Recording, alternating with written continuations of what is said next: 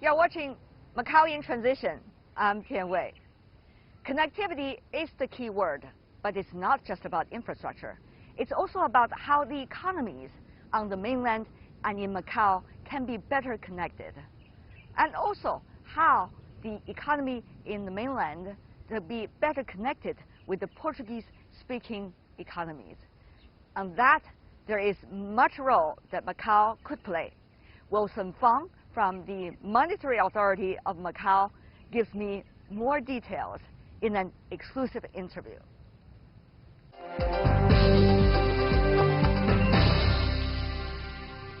Macao has been talking about jumping on that fast train of China's economic growth. So over the past 2 decades, how is Macao doing from your perspective? As you may know, Macao is, we are going to celebrate our 20 years anniversary, that return to the motherland of China. So talking about the financial aspect, actually on average, GDP growth is 7.6%. I mean, from since the 1999 to 2008. So from these amazing figures, you can more or less have a roughly idea how's the overall result of Macao in this area. So you are on the fast train, no doubt about that. Yes, no doubt about that. In terms of what we call the public finance, or in particular, we used to mention about our fiscal reserve. The amount now is rich amount in the first quarter of the 2019, it reached around what we call $7,000 US. That's all. This amount is maybe in terms of the China is very small amount. But in terms of the small scale of the economy like Macao, it's almost what we call about 6 times of what we call the budget government expenditure for this year.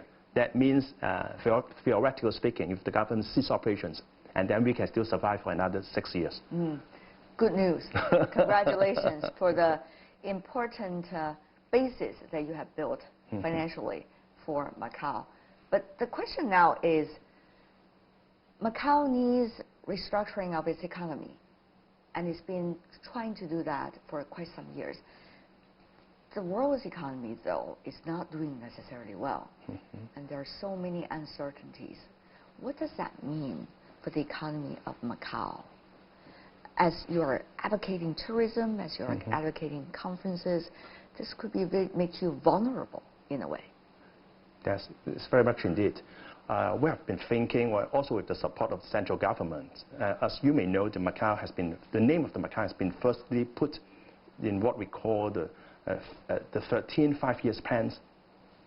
You can find the name of Macao there.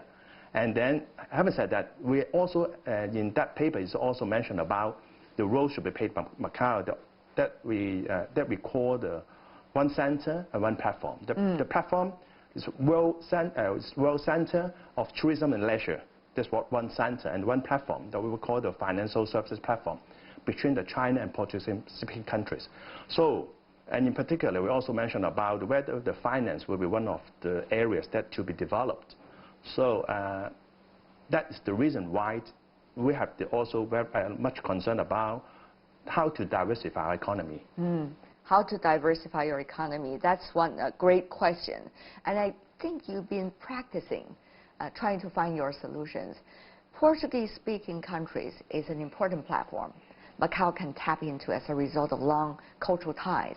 So how would you tap into this very diverse group? That's probably an interesting question, isn't it? Yes, this is a very good question and a very good case to be studied. As you may know, the Portuguese-speaking country altogether, there are 8 countries. As most of people will know about the one in Europe, Portugal in Europe. Then the South America is Brazil, and actually there are 5 countries in Africa, and the one small one, the Timor-Leste. So among these 5 African countries, maybe 2 of them that you have mentioned about a lot in Mozambique and Angola. But putting this together, you're very correct, because in terms of economy, they're very diverse. Yes. But what is our core traditional advantage or the niche in this area?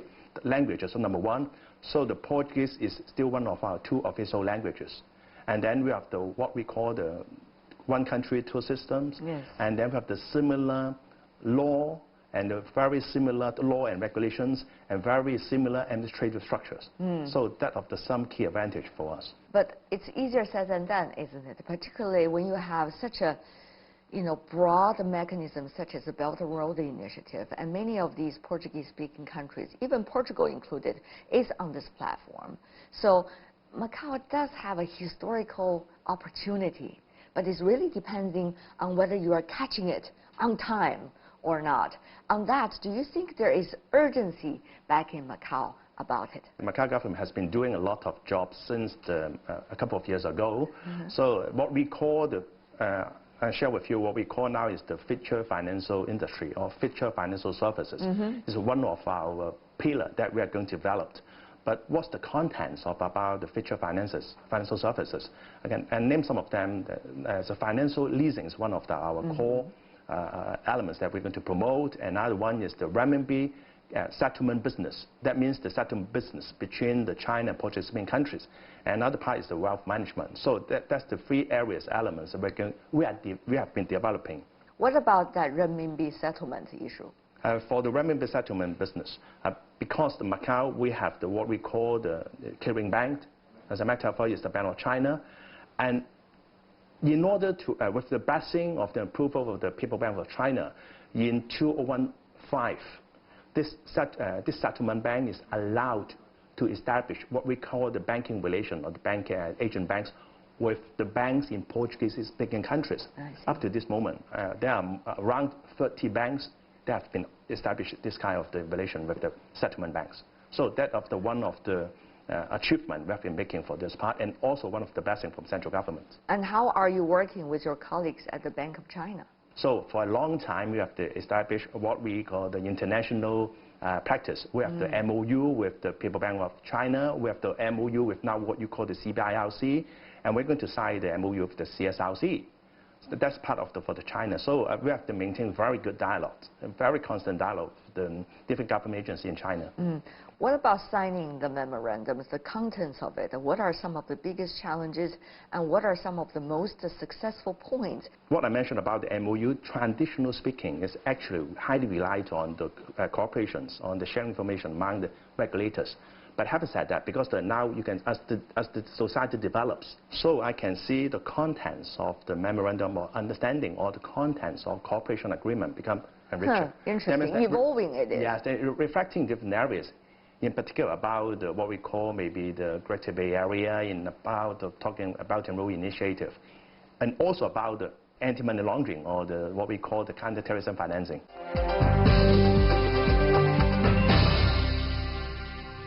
Another thing is about one country, two system. It sounds like abstract concept, but it's not, because in your area, financial field, there's a lot of discussions going on right now about how to do it.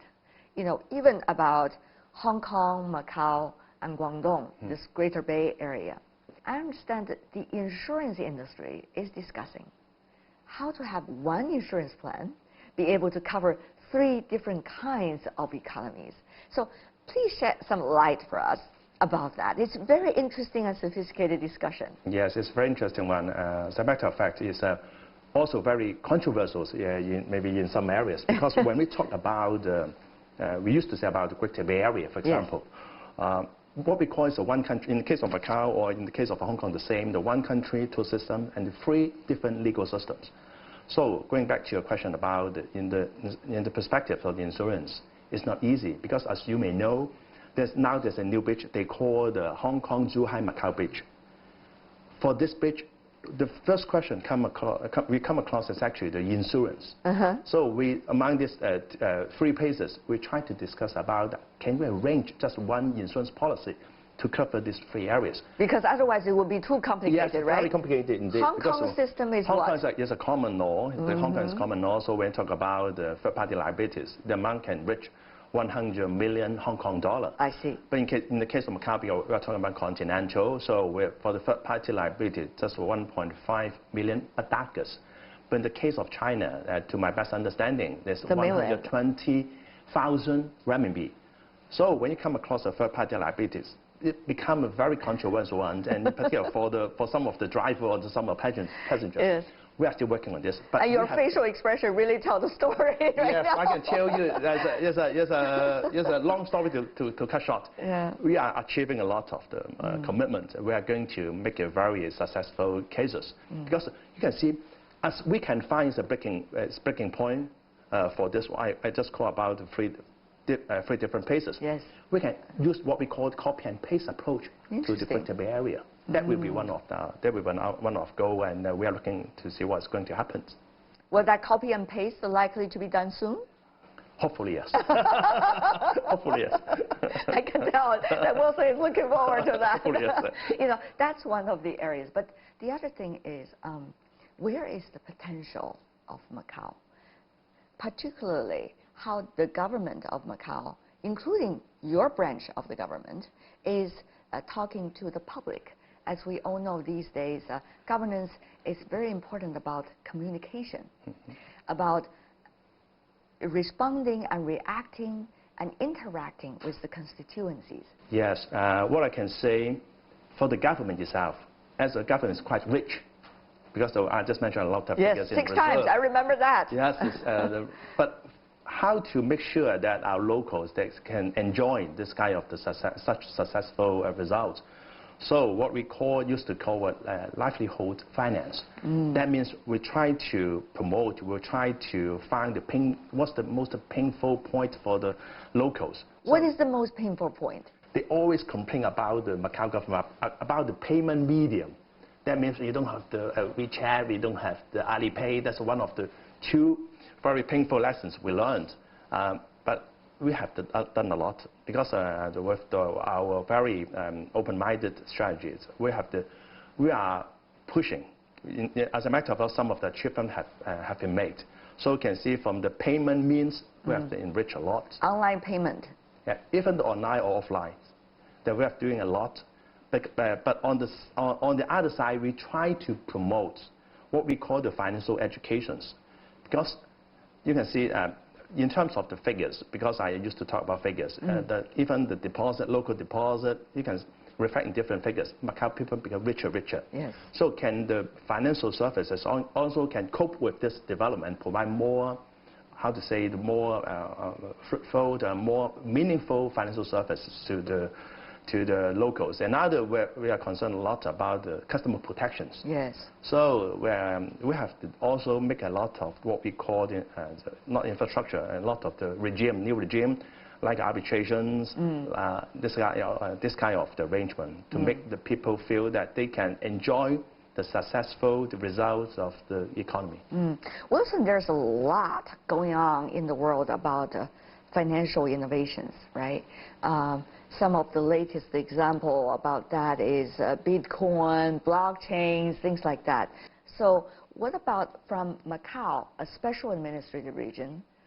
Tell me more about your thought. Yes, because Bitcoin is a very controversial and very hot topic. Not just from my mouth. A lot of even the experts, they share a lot of the common feelings about the uncertainty. Uncertainties. We don't know what the future of this cryptocurrency, but I can say the Macau government, they have a very strong stance at this moment of time. We treat this as a commodity and not a currency, because of this as a commodity. Maybe just when you talk about consider really currency, and then that will be actually maybe some enrolled what we call the sovereign currency. That's another issue. And then we are not allowed the banks to deal directly or indirectly with this kind of the services. Having said that, because you may see as the change or the advancement of the technology, maybe sometimes with the currency, I know some of them, they come with the blockchain. With this new technology, that's become another issue. So in the case, in our perspective, we will embrace the technology advancement, but under what we call in the prudential manner.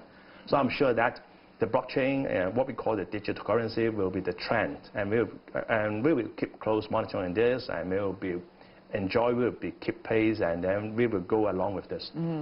Earlier, Wilson, you are extremely proud of the financial income of the Macau SAR government. But if you look at the global supply chain change, the global value chain change, and the recent geopolitics, most of the economies are thinking about, how can we protect ourselves through unpredictabilities? What do you think is the best way for Macau to do that?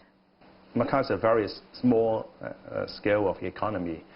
And we cannot dodge with any what we call the problem, in particular about the recent fractions between the U.S. and China. So being a very small economy, we have our own advantage that we have the big reserve, and then we will go along with our strategy, like what we call to continue to promote our platform roads. And then what we can just in a conclusion, we can just well prepare ourselves in order to just embrace the challenge and the unknown future. I guess that's a very workable way to prevent the storm. Before we go, final question for you. Okay. December 20th, we all know, 20th anniversary. Now, I know you've been working in the Monetary Authority of Macau for 2 decades, right? Over 2 decades. Over 2 decades. So this must be a very reflective moment for you, Wilson, personally, as well. How do you see that you're serving the government for 2 decades and the role that you have taken? Yes, and it's very good questions indeed. I can see because the banking sector or even the financial sector has been enjoying the economic development of the China, and it's always our pleasure just to work hard for ourselves, because we are not just working for Macau. We are working for the locals. We want to enjoy the fast tracks of you always keep mentioning about the China fast-growing economy. So in the case of Macau, I'm sure that not just the financial sector, even the others, they are going to devote their efforts, and they're going to embrace the challenge. I'm sure that they have very good futures. Thank you also, Wilson, for your service to Macau. 20 years already. Thank you. Should be a moment to celebrate. Really appreciate it. Thank you. Thank you. Thank you much.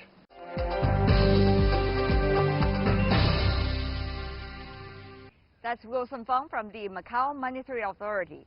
With that, we're coming to the end of this special edition of Macau in Transition. I'm Tian Wei on behalf of the team in Macau and in Beijing. Thank you for watching.